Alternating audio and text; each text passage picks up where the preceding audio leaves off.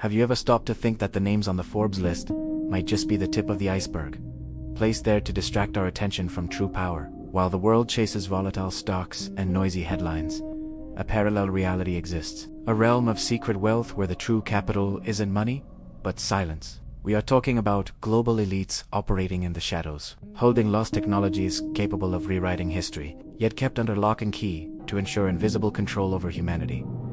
These aren't just inventions. They are monopolies on destiny. If you feel, just like us, that there are truths that deserve to be unearthed, this is the moment to join this investigation. Your presence here is no coincidence. If this search for deep knowledge resonates with you, I invite you to hit the like button and subscribe to the channel. More than simple metrics, your interaction is a vital signal.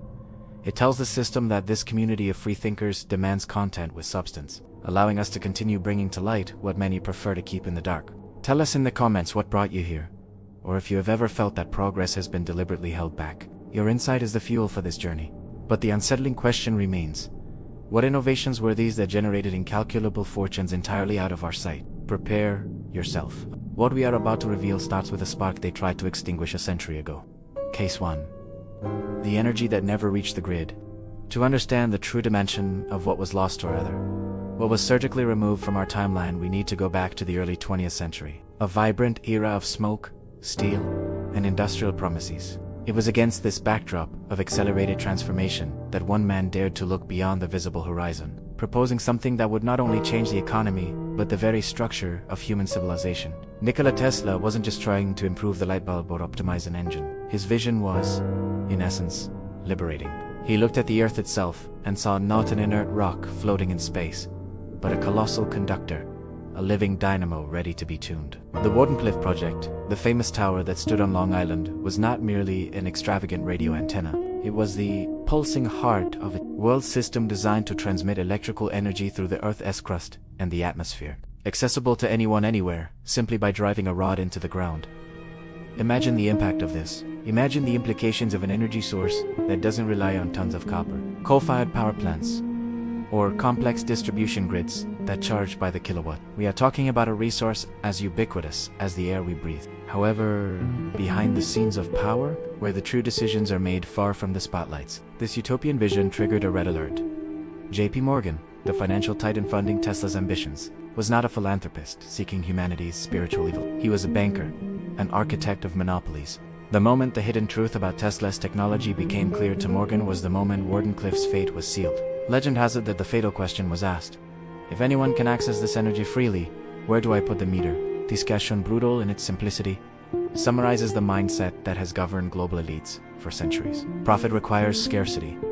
Control requires dependency. An energy that flows freely, without borders and without measure, destroys the most profitable business model in history, the selling of survival. By withdrawing funding, Morgan wasn't just protecting his investment in the copper and rubber industries. He was ensuring that humanity remained chained to a system of monthly billing. Now I want to go even deeper into this subject, because this isn't just about a demolished tower or a bankrupt inventor. It is about the engineering of our own perception of reality. By suppressing wireless energy transmission, an artificial barrier to human development was created. Think of modern geopolitics: wars fought for oil, nations held hostage by pipelines, the pollution choking our cities. All of this is a direct consequence of that decision to keep energy as a finite and controllable commodity. If Tesla's technology had been allowed to flourish, energy scarcity today would be a concept as obsolete as horse-drawn traction. The true hidden wealth here lies not in the technology itself, but in the preservation of the status quo.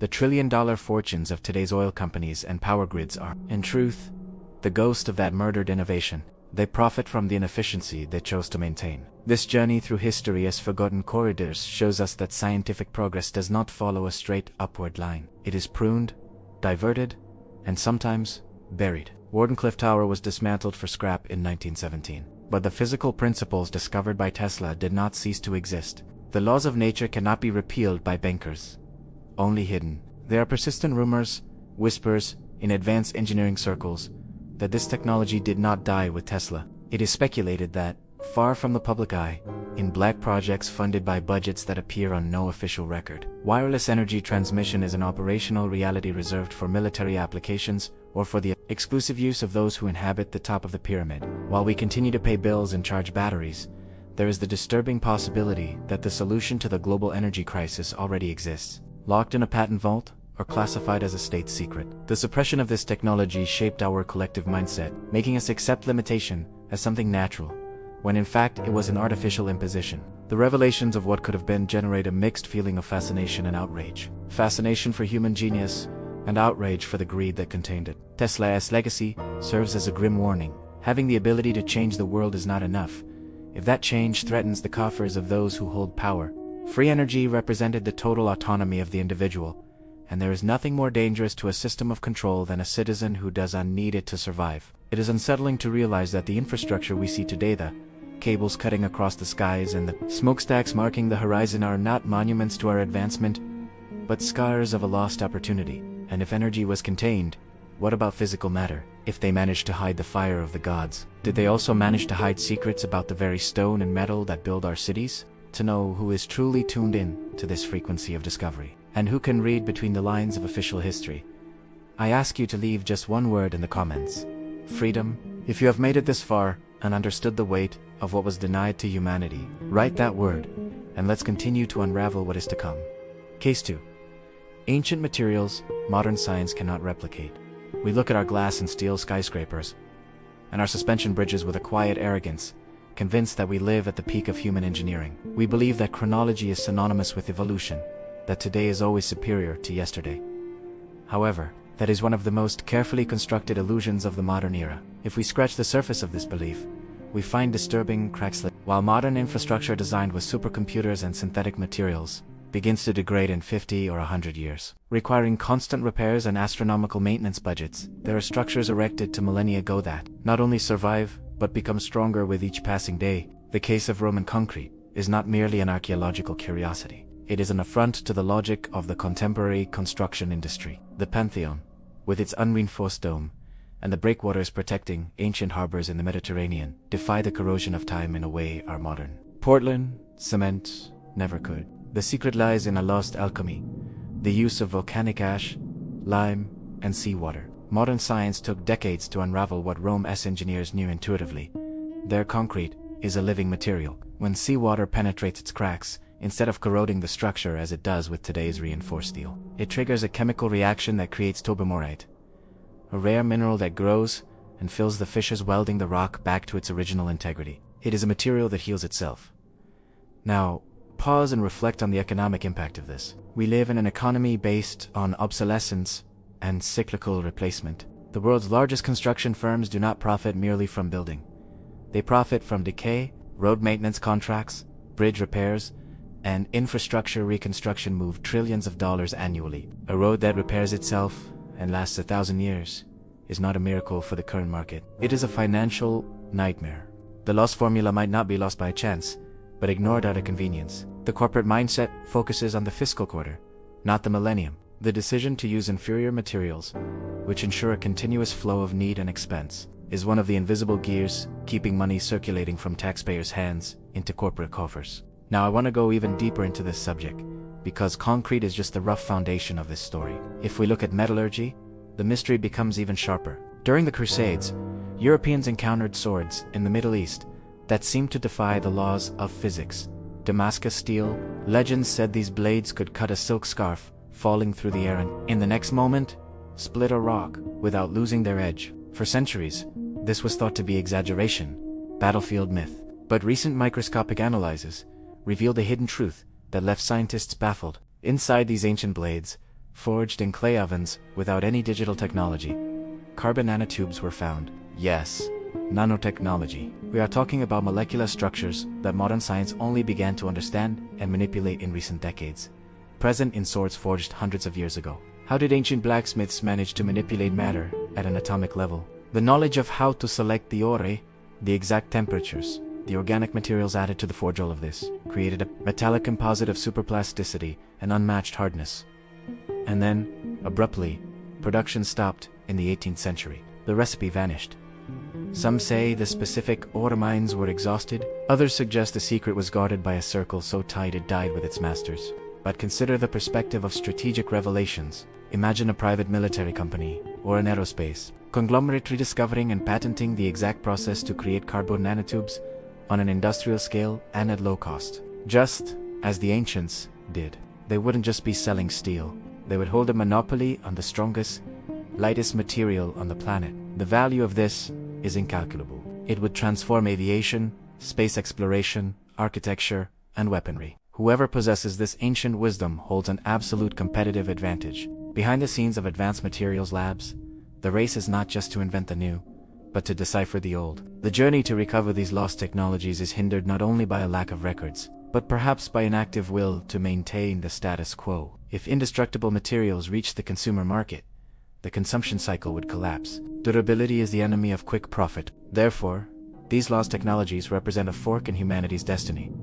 On one side, a sustainable, enduring, and efficient world. On the other, the world we have fragile, disposable, and extremely profitable for a minority. The true hidden wealth lies not in gold, but in the exclusive possession of science that allows for the creation of things time cannot destroy, while we continue to buy things that break. Someone might be sitting on the formula for the eternal, waiting for the right moment or ensuring that moment never arrives for the general public. But if the control of physical matter is already frightening, what happens when control shifts to something we cannot touch, but which dictates every move of our financial lives?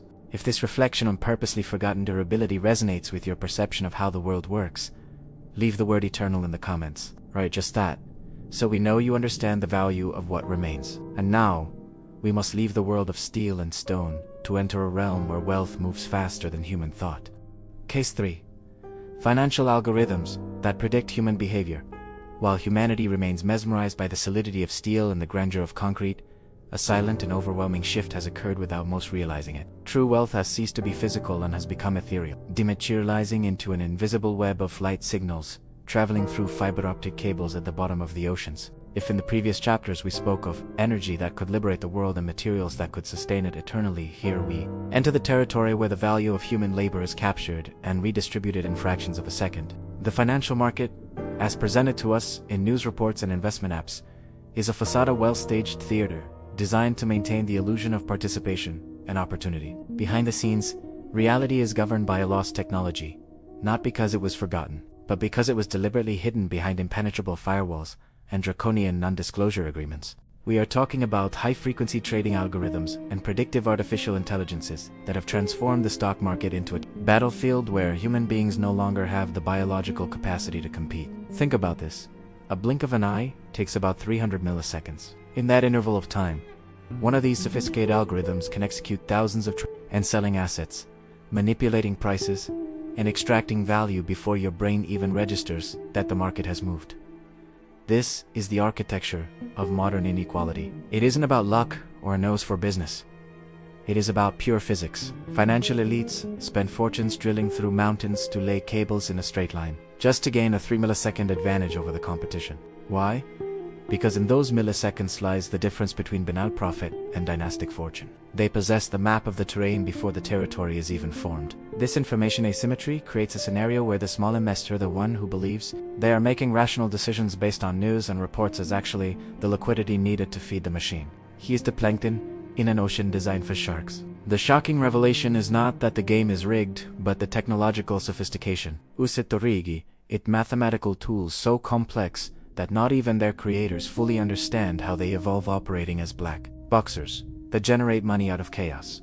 Now I want to go even deeper into this subject, because the true danger lies not just in the speed of transactions, but in the ability of these technologies to predict and shape the human mindset. The new generation of algorithms doesn't just analyze numbers. It analyzes people with the colossal volume of data we generate daily. Every click, every purchase, every second of hesitation on a website, these systems build psychological profiles of frightening precision.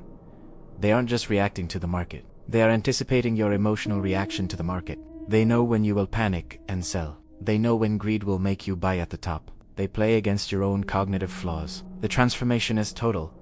You cease to be the player and become the board where the game is played. This is the hidden truth rarely discussed. Wealth is being transferred not from those who work less to those who work more, but from those who are predictable to those who hold the prediction algorithm. The impact of this on society is devastating and invisible. Financial crises that destroy entire economies, flash crashes that evaporate billions in minutes without apparent explanation, are not system errors. They are often features. They are harvests Whoever holds the code has the power to induce volatility, to create giant waves where only they have the surfboards. It is a form of absolute control that requires no armies or royal decrees. It needs only privileged access to the data flow. And just like the formulas for Damascus steel or the secrets of free energy, these codes are guarded like crown jewels. There are quantitative investment funds that have never accepted a cent of outside capital, operating in total silence, generating impossible returns year after year, for decades on end.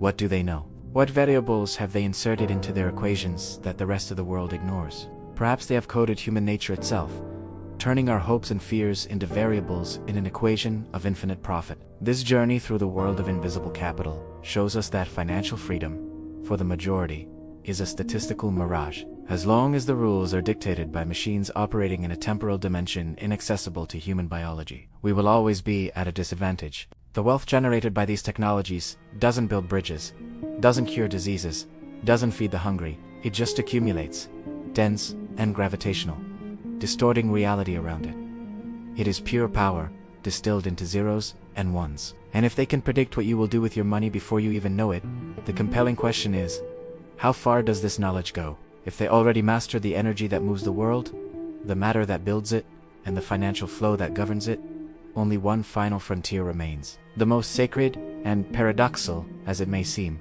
the most lucrative of all. Not what is in your wallet, but what is inside your cells. The ultimate control is not about having, it is about being.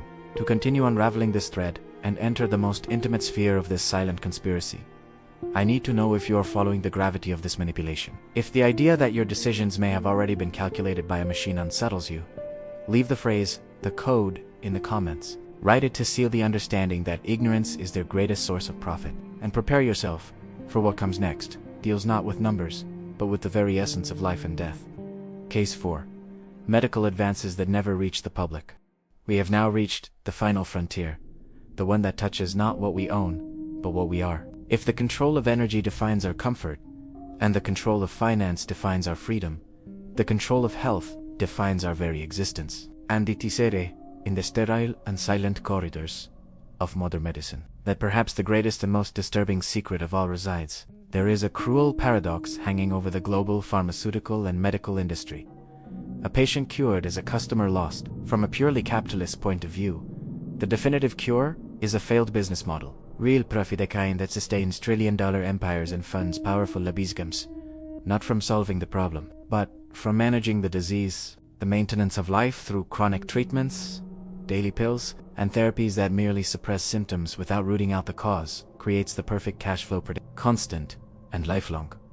But was this always the only possible path? History, when read between the lines of torn-out pages, suggests otherwise. In the early 20th century, before the consolidation of petrochemical medicine, there was an explosion of research in the field of bioelectricity and resonance frequencies. The name Royal Raymond Rife appears frequently in these erased records. Rife was not a mystic. He was a brilliant scientist who developed optical microscopes with a resolution that, supposedly, far exceeded what we have today, allowing him to observe live, active viruses, something modern electron microscopy, which kills the sample, does not allow in the same way. His great discovery, however, was the principle of the mortal oscillatory rate. Just as an opera singer can shatter a crystal glass by hitting the exact note of its resonance, Rife discovered that every pathogen, every cancer cell, possessed a unique electromagnetic frequency.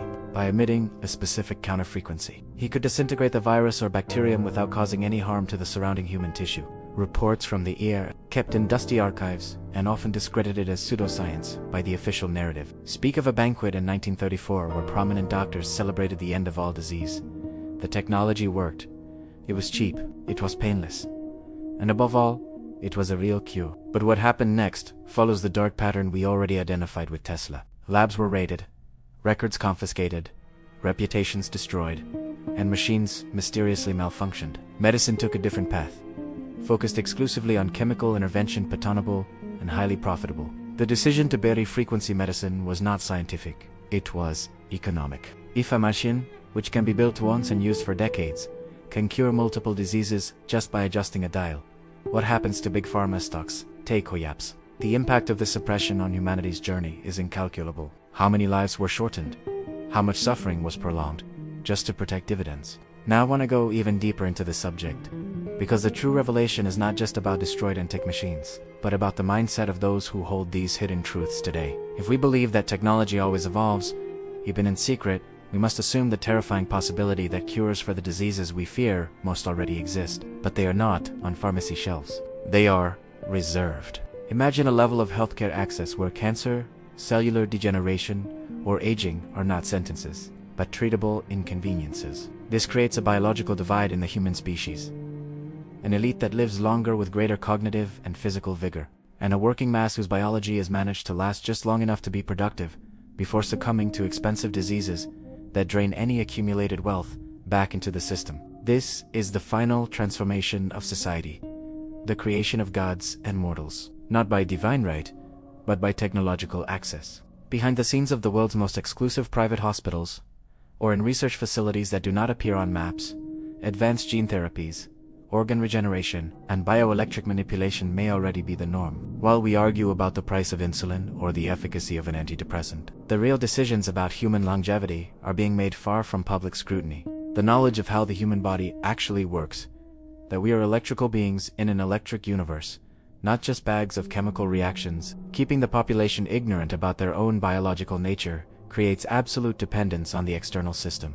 We feel fragile, victims of genetics or bad luck, when in truth we might have dormant self-healing potential, blocked by a toxic environment designed to keep us sick. The hidden truth here is that perfect health is the greatest threat to the system of control. A healthy human, with a clear mind and a strong body, is hard to manipulate. They question, they resist, they create. A sick, tired, and medicated human simply obeys. The fortunes built upon our fragility are immense, but the moral cost is a debt humanity carries in silence. When we look at these lost medical technologies, we are not just looking at wasted business opportunities. We are looking at a stolen future, where quality of life would not be a luxury, but a birthright ensured by true science free from the shackles of predatory profit. If this possibility that the cure was traded for profit makes your blood boil, or if you feel that health should be humanity's most protected asset, leave the word life in the comments. Write it as a manifesto that you value existence above any balance sheet. And now, with all these pieces of the puzzle, matter, money, and life, remains for us to take a step back to see the complete image that has formed before us.